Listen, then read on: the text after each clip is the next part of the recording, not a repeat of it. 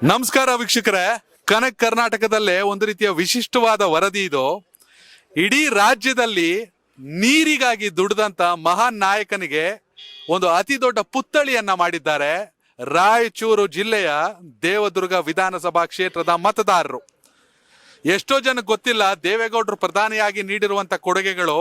Especially ಕರ್ನಾಟಕದಲ್ಲಿ ಉತ್ತರ ಕರ್ನಾಟಕ ಭಾಗದಲ್ಲಿ ಯಾದಗಿರಿ ಆಗಿರ್ಬೋದು, ರಾಯಚೂರಿಗೆ ಅವರು ಕೊಟ್ಟಿರುವಂತ ನೀರಾವರಿ ಯೋಜನೆಗಳು ಇವತ್ತಿಗೂ ಕೂಡ ಅವರನ್ನ ನೆನ್ಸ್ಕೋತಾರೆ ಜನ. ವೀಕ್ಷಕರೇ, ಅದರ ನೆನಪಿಗಾಗಿ ಇಲ್ಲಿಯ ನಾಯಕರು ಹಾಗೇನೆ ಇಲ್ಲಿಯ ಶಾಸಕಿ JDS ನ ಕರೇಮ್ಮ ನಾಯಕ್ ಅವರು ಎಲ್ಲರೂ ಸೇರಿ ಒಂದ್ ಕಡೆ ಜನರೊಂದಿಗೆ ಜನತಾದಳ ಅಭಿಯಾನ, ಜೊತೆಗೆ ದೇವೇಗೌಡರ ಪುತ್ಥಳಿಯ ಅನಾವರಣ.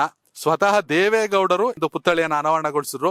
ಇಲ್ಲಿ ಸಾಕಷ್ಟು ಮತದಾರರಿದ್ದಾರೆ, ಅವ್ರನ್ನೇ ಮಾತಾಡ್ಸೋಣ, ಹೋಗೋಣ.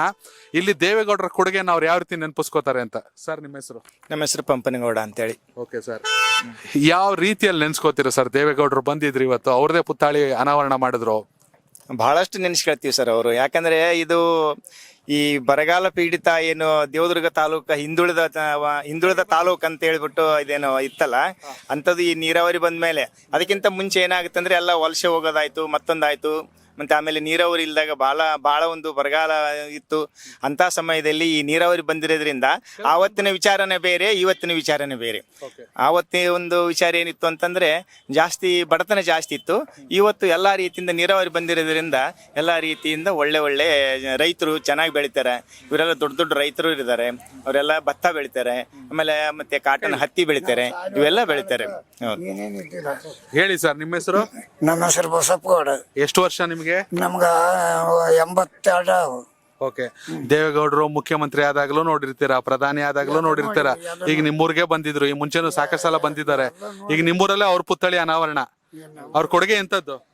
ಅಲ್ಲಿ ಬಗಲಾಗ ಹಳ್ಳಿಗೆ ಬಂದಾಗ ನೋಡಿ ಅರಿಕೆರೆಗ. ಓಕೆ. ಯಾವ ರೀತಿ ನೆನ್ಸ್ಕೋತೀರ ಅವ್ರ ನೀರಾವರಿ ಯೋಜನೆಗಳನ್ನ?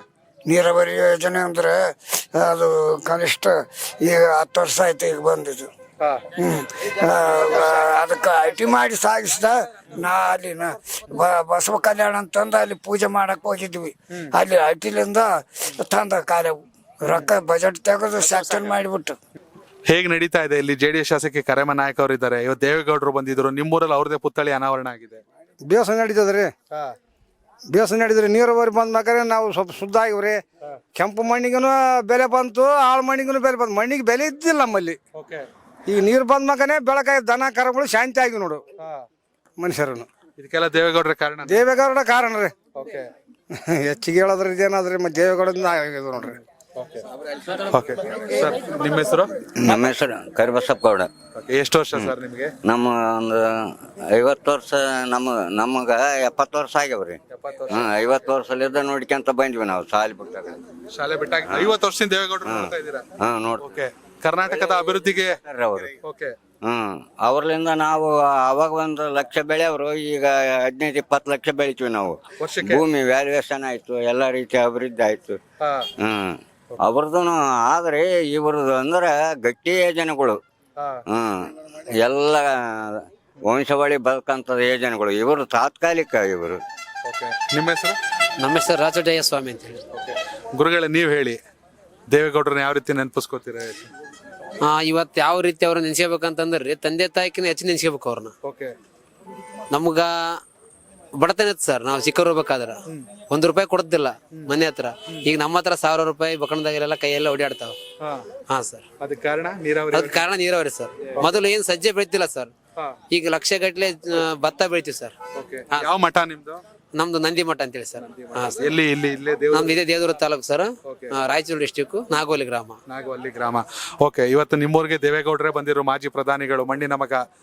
ಯಾವ ರೀತಿ ನೆನ್ಸ್ಕೋತೀರ? ನಿಮ್ಮೂರಲ್ಲಿ ಅವ್ರ ಪುತ್ಥಳಿ ಅನಾವರಣಗೊಂಡಿದೆ ಸರ್. ಅವ್ರನ್ನ ದೇವರ ರೀತಿ ನಾವು ಕಾಣ್ತೀವಿ ಸರ್. ಹೌದು ಸರ್. ಥ್ಯಾಂಕ್ ಯು ಗುರುಗಳೇ. ಕನೆಕ್ಟ್ ಕರ್ನಾಟಕ, ಇದು ನಿಮ್ಮ ನೆಟ್ವರ್ಕ್.